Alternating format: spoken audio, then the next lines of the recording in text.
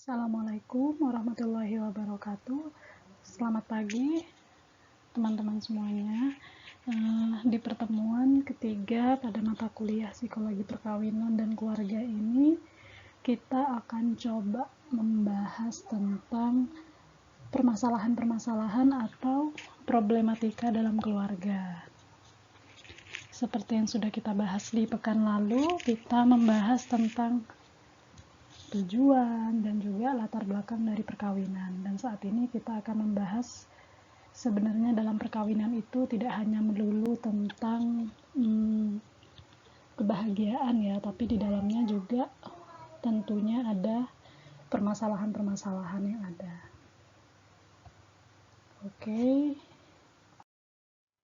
Nah, ini topik kita hari ini. Kita akan membahas tentang penjelasan tentang konflik dan juga apa sih yang menyebabkan konflik di dalam keluarga itu muncul. Lalu yang kedua terkait dengan karakteristik konflik.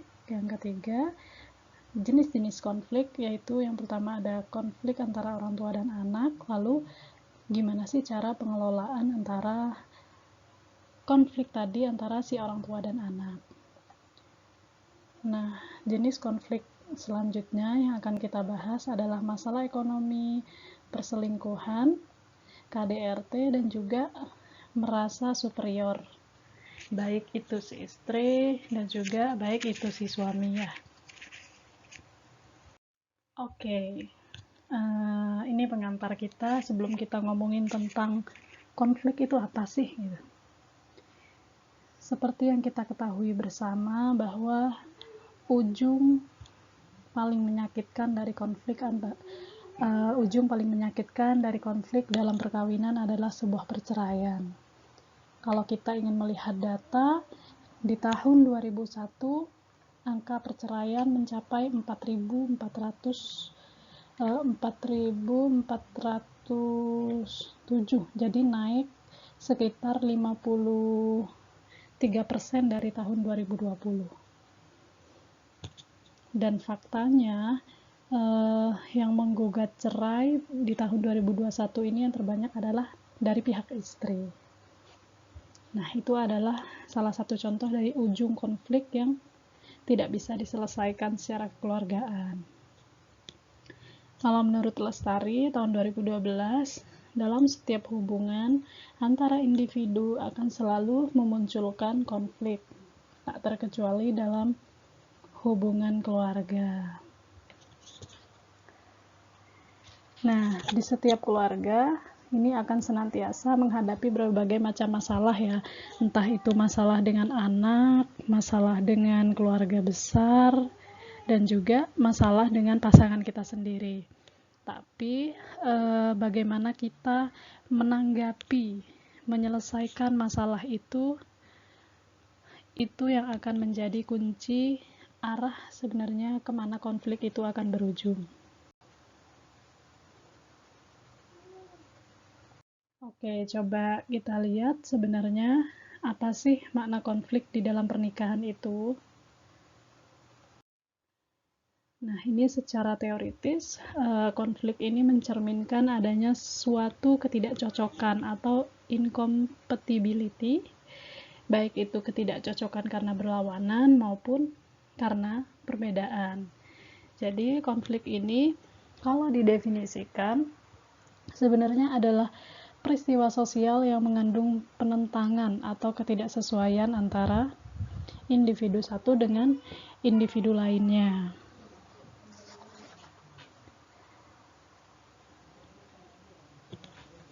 Kalau kita mau melihat dari sisi atau perspektif psikologi perkembangan, sebenarnya konflik yang terjadi di dalam keluarga ini atau yang terjadi antara individu yang satu dengan individu yang lain ini mendorong kepada proses kematangan pribadi, sekaligus merupakan hasil dari proses kematangan tersebut. Nah, kalau dalam hubungan interpersonal, konflik ini biasanya terjadi karena adanya ketidakcocokan perilaku dan juga tujuan bersama. Jadi biasanya ketidakcocokan ini akan mulai terlihat ketika seseorang tersebut secara terbuka menentang tindakan pasangannya tadi karena memang tujuan yang ingin mereka capai itu tidak sesuai, maka itu akan menimbulkan konflik. Itu dalam perspektif hubungan interpersonal. Oke, ini kalau teorinya Erik Erikson di psikologi perkembangan itu menjelaskan bahwa konflik bisa terjadi dalam 3 level. Yang pertama, ada konflik yang terjadi bila kepribadian anak berhadapan langsung dengan tuntutan orang tua atau masyarakat. Ini lazim kita temui bahwa konflik antara orang tua dan anak itu sering terjadi. Lalu di level yang kedua adalah konflik yang terjadi dalam diri individu, contohnya seperti antara percaya atau tidak percaya ya, apakah kita mampu menghadapinya atau tidak. Lalu di level ketiga, konflik yang terjadi dalam menentukan cara kita beradaptasi dengan pasangan, cara kita beradaptasi dengan keluarga besar dari pasangan, dan juga cara kita beradaptasi saat memiliki fase kehidupan baru, contohnya saat kita memiliki anak atau saat kita mulai tumbuh menua. Itu adalah 3 level konflik menurut Erikson. Lalu ada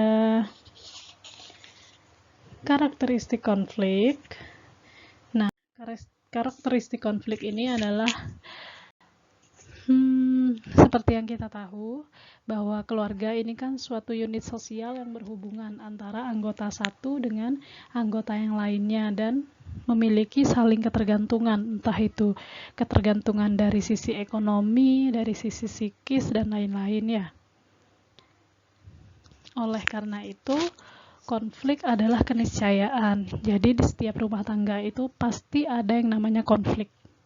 Entah itu konflik kecil maupun besar, atau juga ada yang sedang ya. Kalau kita sering mendengar istilah benci tapi rindu, itu merupakan ungkapan yang sangat mewakili sekali bagaimana pelik atau kompleksnya hubungan di dalam keluarga, teman-teman. Jadi contohnya seperti ada seorang ibu yang dia mengalami KDRT oleh suaminya, sudah luka lebam, luka secara batin dan juga luka secara fisik. Si suami tadi akhirnya dilaporkan ke polisi lalu dipenjara. Tapi si ibu tadi masih sering mengunjungi suaminya untuk membawakan makanan secara berkala. Itu yang dapat mengungkapkan makna dari benci tapi rindu ya kepada pasangan kita. Nah, konflik ini mungkin akan menyebabkan munculnya beberapa emosi negatif. Contohnya seperti jengkel, marah, dan juga takut.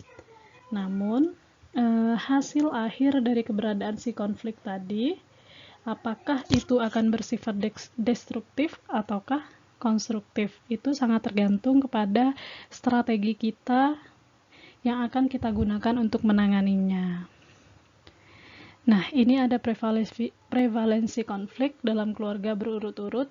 Biasanya terjadi konflik antar saudara, konflik orang tua dan anak, dan yang terakhir ada konflik bersama pasangan. Itu menurut Shillars dan kawan-kawan tahun 2004. Nah, karena konflik yang bersifat normatif, artinya tidak bisa dielakkan lagi dalam hubungan keluarga, maka vitalitas hubungan dalam keluarga sangat bergantung kepada respons masing-masing terhadap konflik. Seperti yang saya singgung tadi, bahwa kemana arah ujung konflik itu bergantung kepada strategi yang akan kita gunakan dalam menanganinya atau dalam merespon konflik tadi. Nah, ini ada konflik orang tua dan anak. Jadi secara naluriah memang orang tua itu akan menganggap anak mereka sebagai bagian yang paling penting di dalam hidupnya. Karena salah satu dari tujuan pernikahan oleh kebanyakan orang yaitu untuk melanjutkan keturunan ya, memiliki putra-putri yang baik di dalam pernikahan mereka. Namun di dalam hubungan atau di dalam relasi orang tua dan anak tadi seringkali mengandung kekuasaan dan juga kewenangan. Jadi orang tua merasa berkuasa, mereka merasa berwenang terhadap proses perkembangan anaknya. Mereka merasa berwenang untuk memilihkan atau mengarahkan anak mereka. Contohnya seperti memilih jurusan di dalam perguruan tinggi, memilih circle yang baik untuk anak dia di sekolah, dan lain-lain ya. Dan sumber utama konflik pada umumnya itu adalah ketidakcocokan antara perspektif si anak dengan si orang tua. Si orang tua memiliki pandangan yang seperti ini, tapi si anak memiliki perspektif yang berseberangan. Nah, pada umumnya konflik orang tua dan anak ini dibagi menjadi dua. Yang pertama adalah konflik pada masa kanak-kanak. Nah, biasanya konflik pada masa kanak-kanak ini dimulai saat weaning konflik ya. Jadi ketika bayi sudah lahir dan juga mengalami perkembangan di luar tubuh si mama, maka salah satu konflik yang mulai muncul dalam hubungan antara si orang tua dan anak itu pada masa penyapihan atau weaning konflik. Biasanya setelah anak berusia 2 tahun ya. Dan konflik itu akan berlanjut saat anak-anak mulai masuk ke fase toddler, di mana perkembangan motorik, bahasa, anak mulai aktif, itu akan menimbulkan konflik tersendiri antara orang tua dan anak. Lalu yang kedua, ada konflik pada masa remaja. Oh iya, tambahan lagi untuk yang konflik pada masa anak-anak itu, semakin kita sebagai orang tua, semakin kita mampu membangun secure attachment, maka itu akan memprediksi sedikitnya konflik yang akan timbul antara orang tua dan anak, dan juga sebaliknya. Lalu yang kedua, seperti yang kita tahu bersama teman-teman, bahwa para psikolog itu selama ini memberikan label masa remaja itu sebagai masa storm and stress ya. Jadi untuk menggambarkan masa yang penuh gejolak dan juga penuh tekanan pada masa remaja. Kenapa banyak konflik pada masa remaja dengan orang tua? Karena memang pada masa remaja anak-anak mulai masuk ke dalam masa transisi. Masa anak-anak mulai mencari jati diri, senang bergaul dengan teman sebaya, dan lain-lain. Nah, konflik yang biasanya terjadi antara orang tua dan anak ini pada umumnya bersifat hierarkis dan berkenaan dengan kewajiban. Jadi si orang tua tadi merasa posisinya lebih tinggi, jadi apa yang dia sampaikan itu harus dipatuhi oleh si anak-anaknya tadi.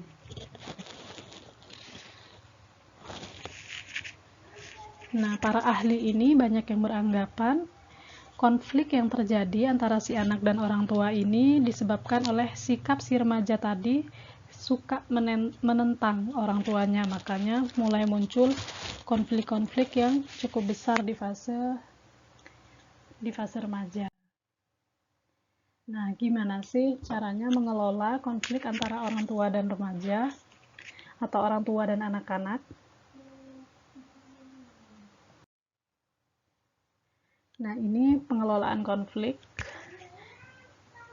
Jadi si Natarajan tahun 2005 ini mengajukan 4 tahapan penyelesaian dalam mengelola konflik. Yang pertama, menentukan konflik, menentukan nilai yang berkonflik. Contohnya, apa sih yang dianggap penting oleh orang tua, apa sih yang dianggap penting oleh anak, kita harus mengetahuinya. Jadi harus ada komunikasi secara langsung ya. Lalu yang kedua, mencoba melakukan kompromi. Jadi masing-masing nilai yang dimiliki oleh orang tua dan juga yang dimiliki oleh anak tetap tetap sama-sama dipertahankan namun dikurangi kadarnya. Jadi ada proses mengalah ya antara orang tua dan anak. Lalu yang ketiga, mempertimbangkan lagi nilai apa sih yang penting. Jadi kita melakukan komparasi ya, melakukan diskusi dengan anak. Kita pertimbangkan kembali apakah memang nilai yang dianggap penting oleh masing-masing sisi itu tetap baik untuk dipertahankan atau tidak. Lalu yang terakhir, jika memang masih belum selesai, maka harus mencari alternatif lain untuk tetap terpenuhinya masing-masing nilai tersebut. Nah, ini ada beberapa jenis konflik. Yang pertama ada masalah ekonomi, seperti yang kita tahu di informasi dari statistik Indonesia itu ngomongin tentang kasus perceraian terbanyak itu karena masalah ekonomi. Jadi masalah ekonomi ini adalah permasalahan yang kerap terjadi pada pasangan yang baru menikah maupun yang sudah lama berumah tangga. Nah, kemungkinan yang bisa terjadi dalam perkawinan karena masalah ekonomi ini adalah percekcokan hingga rusaknya rumah tangga atau perceraian ya. Jadi kunci utamanya adalah jika kita ingin terhindar dari permasalahan-permasalahan ekonomi di dalam rumah tangga, maka kita harus pandai-pandai mengatur keuangan sebaik mungkin. Kita harus mandiri secara finansial sebelum memulai pernikahan. Lalu jenis konflik yang kedua, ada perselingkuhan. Jadi menurut Vaughan tahun 2003, perselingkuhan adalah keterlibatan seksual dengan orang lain yang bukan pasangan resminya. Jadi kita membangun hubungan dan memiliki keterlibatan secara seksual dengan orang lain itu disebut sebagai perselingkuhan. Nah, kenapa sih bisa sampai terjadi perselingkuhan? Padahal di awal pernikahan mereka sama-sama berkomitmen untuk hidup bersama selamanya. Hal ini karena kita sebagai individu atau sebagai manusia itu memiliki kebutuhan dasar dalam diri kita dan itu sangatlah kuat ya. Contohnya seperti kebutuhan seksual ya, kebutuhan afeksi, sehingga ketika mereka merasa tidak mendapatkan pemenuhan tersebut di dalam pernikahannya, maka mereka pun tergoda untuk melakukan perselingkuhan. Nah, ini ada beberapa bentuk dari perselingkuhan. Yang pertama ada serial affair. Jadi serial affair ini perselingkuhan yang paling sedikit melibatkan keintiman emosional. Jadi biasanya serial affair ini dilakukan hanya sebentar ya. Jadi hanya untuk kesenangan sesaat, contohnya kayak kebutuhan seks. Lalu yang kedua ada bentuk flings. Jadi flings ini ada hubungan yang hanya terjadi sekali saja. Yang ketiga ada romantic love affair. Romantic love affair ini melibatkan hubungan emosional yang mendalam. Jadi mulai ada keterikatan secara emosional dan juga saling ketergantungan ya, baik itu secara seksual maupun secara emosional. Nah, yang terakhir ini ada tingkatan tertinggi dari perselingkuhan, namanya long term affair. Jadi hubungan yang melibatkan emosional paling mendalam dan bisa berlangsung sepanjang kehidupan pernikahan. Ini sangat mengerikan sekali ya bentuk perselingkuhan yang terakhir. Jadi dia tetap hidup bersama dengan pasangan sahnya, namun dia juga membangun hubungan di luar pernikahan. Nah, bentuk kekerasan yang ketiga adalah KDRT. KDRT, jika kita melihat data di Indonesia, persentasenya pasti lebih banyak istri yang mengalami KDRT daripada suami. Namun beberapa kasus ada yang menunjukkan bahwa suami juga pernah menjadi KDRT. Nah, ini merupakan fenomena yang universal dengan derajat yang berbeda. Jadi, kekerasan terhadap istri ini melintasi ruang geografis, kelas sosial, dan juga kelas budaya. Contoh KDRT yang biasanya dialami oleh istri yaitu kekerasan fisik, psikis, seksual, ekonomi, dan juga sosial dan budaya. Jadi menurut Nasaruddin Umar, tidak sedikit di antaranya menjadikan agama sebagai sumber legitimasi. Jadi kayak dia membenarkan bahwa menurut agamanya, memukul istri yang memiliki kesalahan itu tidaklah masalah. Jadi istri yang solehah atau istri yang baik itu akan tetap diam meskipun dia mendapatkan kekerasan di dalam rumah tangga. Lalu yang terakhir, ini merasa superior. Jadi salah satu permasalahan di dalam rumah tangga adalah merasa superior, yaitu si suami dan juga si istri merasa tidak saling membutuhkan dan mulai mengebiri kelebihan dan juga memperbesar kekurangan-kekurangan salah satu pihak. Contohnya kayak saat istri gajinya misalkan 3 kali lipat di atas suami, maka dia akan merasa superior karena menganggap si suami gajinya lebih kecil dan dia tidak membutuhkan suaminya lagi. Hal ini jika terus terjadi di dalam perkawinan, maka dapat memunculkan disparitas dan juga melahirkan sifat apatis di antara salah satu pihak. Nah, salah satu penyebab merasa superior adalah contohnya gaji yang lebih besar, dia merasa lebih tua, lalu merasa banyak pengalaman sehingga dia mengebiri kelebihan yang dimiliki oleh si pasangannya tadi. Nah, dinamika peran dan perjalanan salah satu pihak harus dipersepsikan sebagai sinergitas untuk saling melengkapi. Jadi, meskipun kita melihat bahwa pasangan kita memiliki banyak kekurangan, kita harus mempersepsikan bahwa kita berdua ini sebagai pasangan saling bersinergi untuk saling melengkapi kekurangan kita. Nah, permasalahan-permasalahan rumah tangga yang saya jelaskan tadi sebenarnya hanya sebagian ya. Di beberapa literatur itu ada permasalahan seperti rasa cemburu. Jadi rasa cemburu yang terlalu besar itu juga dapat menimbulkan konflik. Lalu permasalahan pada pasangan itu juga bisa terjadi karena faktor eksternal. Contohnya antara relasi mertua dengan menantu, relasi menantu dengan keluarga besar pada pasangan kita, itu juga bisa menjadi sumber permasalahan dalam rumah tangga. Oke, sampai di sini dulu penjelasan kita tentang problematika di dalam perkawinan. Sampai jumpa di pekan depan ya. Oke, assalamualaikum warahmatullahi wabarakatuh.